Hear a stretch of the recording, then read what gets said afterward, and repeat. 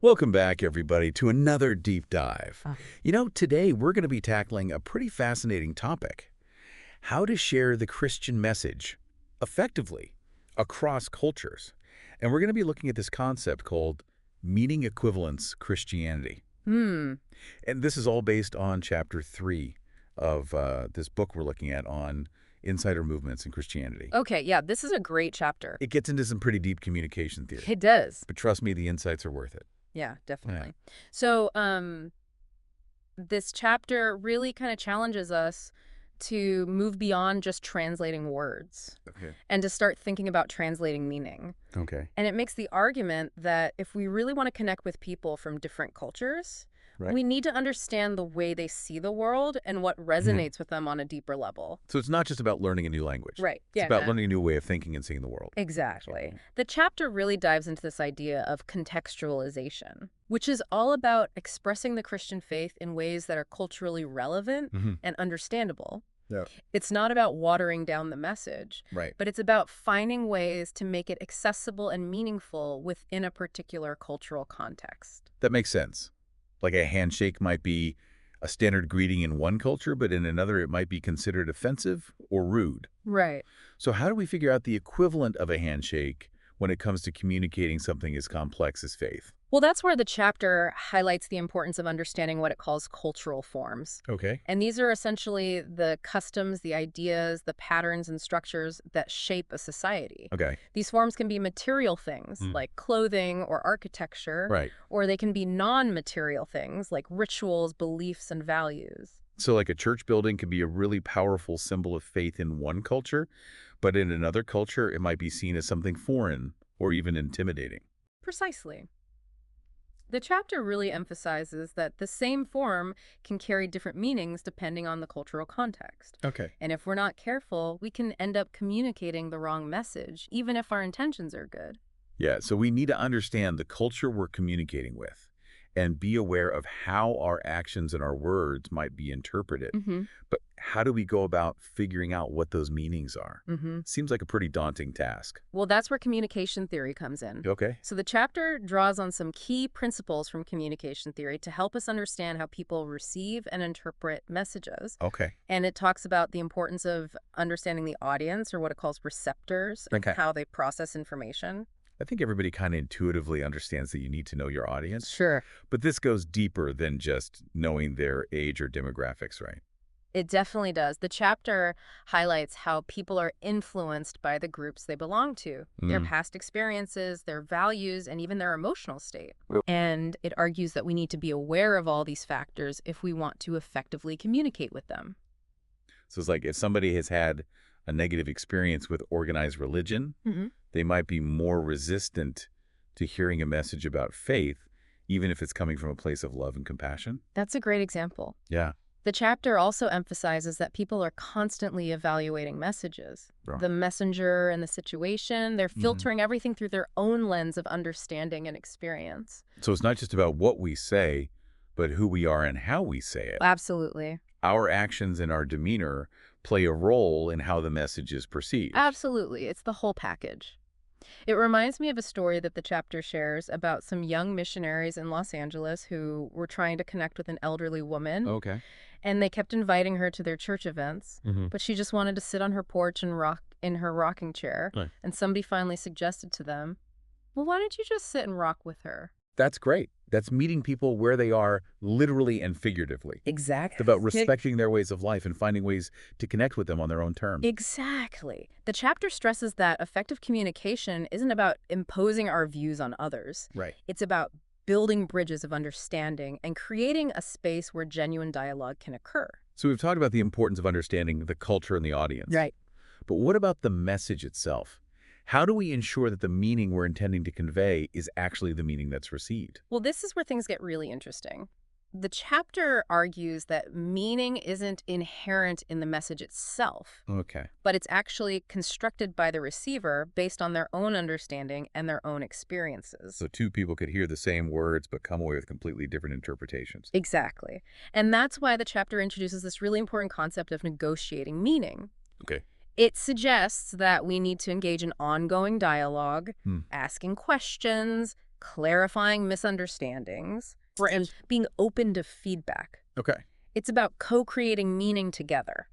That sounds like it takes a lot of humility and willingness to let go of our own assumptions. It does. We can't just assume that our understanding of the message is the only valid one. Right. And the chapter points out that Jesus himself was a master of negotiating meaning. Yeah. He constantly engaged in dialogue, Wow. he used parables and metaphors, and he even challenged his disciples to think critically about his teachings. Yeah. He didn't just deliver pronouncements, Right. he invited people into a conversation. It suggests that effective communication, even when it comes to sharing our faith, is about more than just delivering information. Exactly. It's about creating a space for dialogue, exploration, and mutual understanding. Absolutely. And that leads us to really the heart of the chapter's argument, Okay. this concept of meaning equivalence Christianity. Okay. I'm intrigued. What exactly does that mean? It's about finding ways to express the core message of Christianity in a way that is both faithful to the scriptures Okay. and meaningful to the receiving culture. Yeah. It's not about compromising our beliefs, Right. but finding ways to communicate them in a way that resonates with people's hearts and minds. So it's about finding those points of connection, Yes. those shared values or experiences, and building from there. Exactly. Yeah. And the chapter provides some fascinating examples of how this has played out in real-world situations. That's what I love about this deep dive series. We get into the nitty-gritty of how these concepts actually work in practice. Right. So what are some of the examples that really stood out to you? Well, one that struck me was the discussion of missions in northeastern Nigeria. Okay. The chapter talks about how missionaries were trying to show love and compassion by building schools and medical clinics. Okay. Those seem like pretty universally good things. What was the issue? Well, in that particular cultural context, those actions were often interpreted as attempts at economic gain or even cultural imperialism, not necessarily as acts of genuine care. That's fascinating. It shows how even well-intentioned actions can be misconstrued if we don't understand the cultural lens through which they're being viewed. Exactly. It highlights the importance of not just doing things for people, but doing things with people. Right. Collaborating and ensuring that our actions are perceived in the way we intend. So how did the missionaries address this challenge? Did they find a way to communicate their intentions more effectively? The chapter mentions that one initiative that was more successful in conveying love and compassion was a leprosarium. Okay. And what's interesting about this example is that it wasn't just about providing medical care. Right. It was about creating a community, a place where people felt cared for and valued regardless of their condition. So it addressed both physical and social needs, meeting people where they were at and offering support that resonated with their cultural understanding of care and community. And that resonated far more deeply than simply providing services that, while helpful, felt impersonal or transactional. This is really making me think about how we approach sharing our faith in our own communities. It's not enough to just have the right message we need, to be mindful of how we deliver it and ensure it aligns with the cultural context. Absolutely. And the chapter goes on to explore other challenges and examples of how meaning equivalence Christianity can be applied in different contexts. Well, it sounds like we have a lot more to unpack, but before we move on, I want to make sure our listeners are following along. What are some of the key takeaways we've covered so far?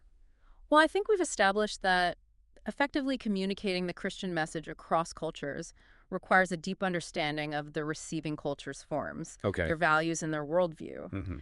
We also need to be aware of how our own cultural biases might influence our communication. And we can't forget the importance of understanding our audience, Right. the receptors, The receptors. and how they process information. Yeah. We need to be mindful of their experiences, their values, and even their emotional state. And finally, we've introduced this concept of meaning equivalence Christianity, which challenges us to find ways to express our faith in a way that's both faithful to the scriptures and meaningful to the receiving culture. Exactly. It's not about compromising our beliefs, but finding ways to make them accessible and understandable within a different cultural context. You're right.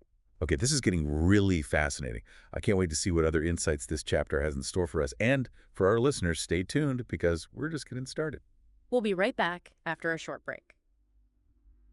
Welcome back to our deep dive into meaning equivalence Christianity.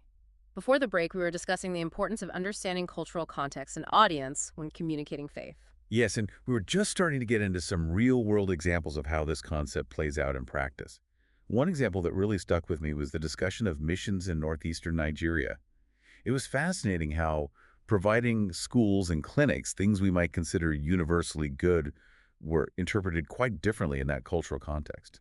Yeah, it really highlights the need to go beyond simply doing good deeds and to carefully consider how those deeds might be perceived through the lens of a different culture. The chapter emphasizes that genuine connection comes from understanding and respecting the receiving culture's values and worldview.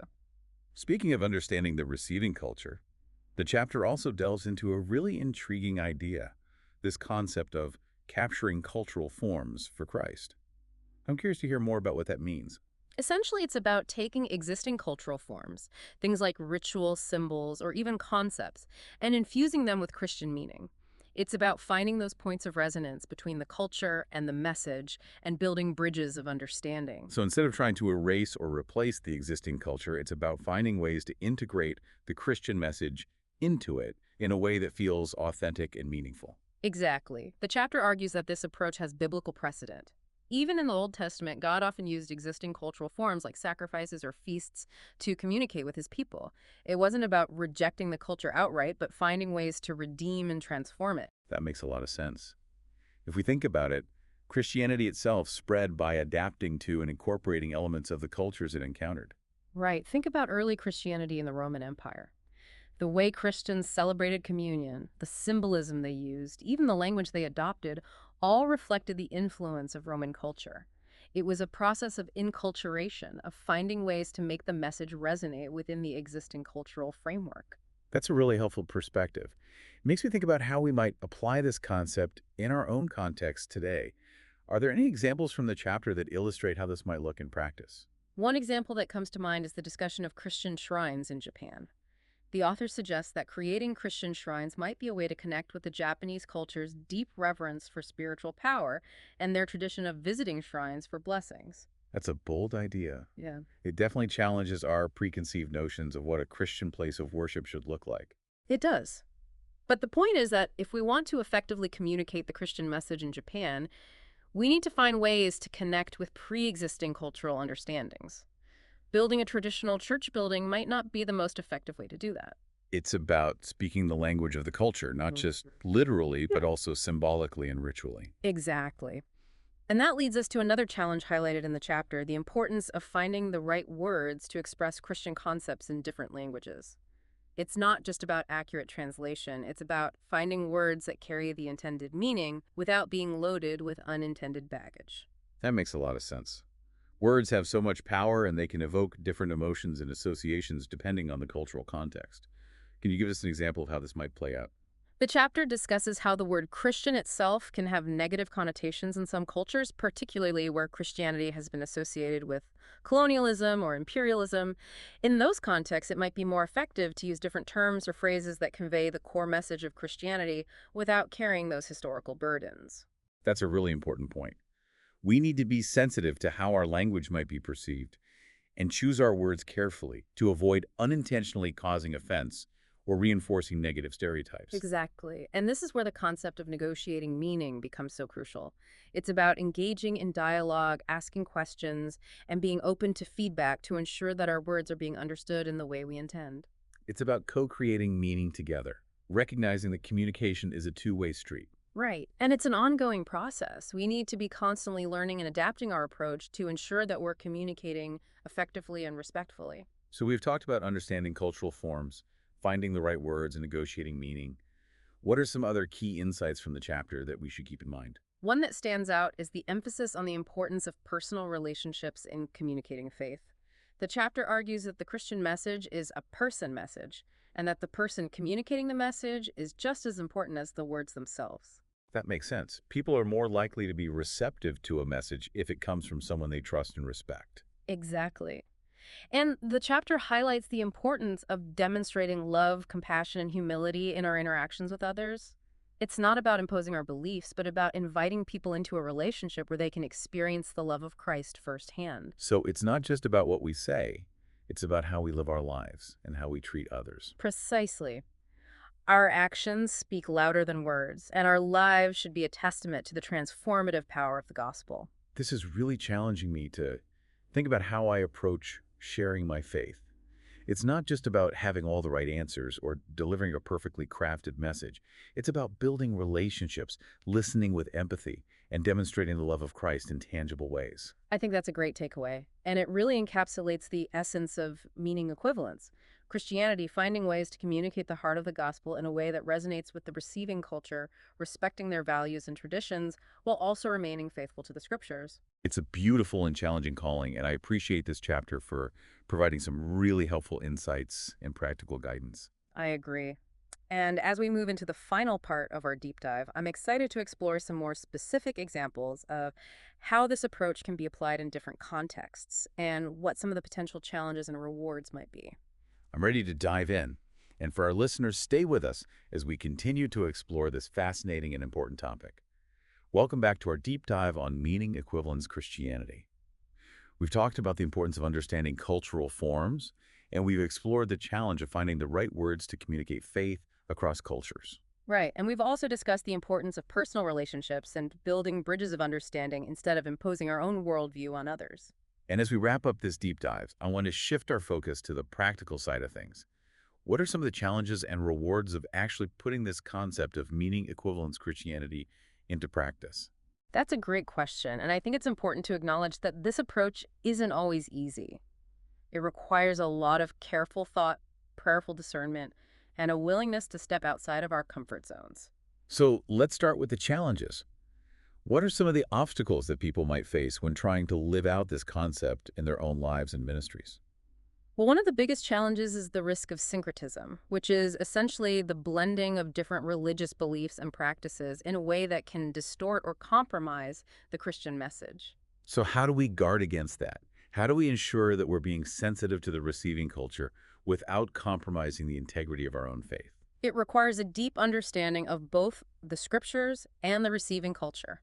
We need to be able to discern which cultural elements are compatible with the Christian faith and which ones are not, and that's not always easy. It sounds like it requires a lot of wisdom and discernment and probably a lot of prayer and seeking guidance from the Holy Spirit. Absolutely. It's not something we can figure out on our own. We need to be in constant communication with God and seeking his wisdom in every situation. Another challenge I can imagine is the potential for misunderstanding and resistance, both from within the Christian community and from those outside the faith. Some people might accuse us of compromising the gospel, while others might be suspicious of our motives. That's definitely a possibility. And it requires us to be prepared to have those difficult conversations, to explain our approach with humility and grace, and to be willing to listen to the concerns of others. So it's about being both bold in our convictions and compassionate in our approach. Exactly. It's about holding on to the truth of the gospel while also recognizing the validity of other people's experiences and perspectives. Okay, so we've talked about some of the challenges. Now let's shift gears and talk about the rewards. What are some of the potential benefits of embracing, meaning equivalence Christianity? Well, I think one of the most significant rewards is the potential for greater authenticity and relevance. When we take the time to understand and connect with people's culture, we're able to share the gospel in a way that speaks directly to their hearts and minds. Instead of it feeling like a foreign or imposed belief system. Exactly. It becomes something that resonates with their own experiences and makes sense within their own cultural framework. And I imagine that can lead to a much deeper and more genuine understanding of the faith. Absolutely. It's not just about accepting a set of doctrines. It's about experiencing the transformative power of the gospel in a way that's personal and meaningful. Another reward I can see is the potential for deeper relationships and greater understanding between people of different cultures and backgrounds.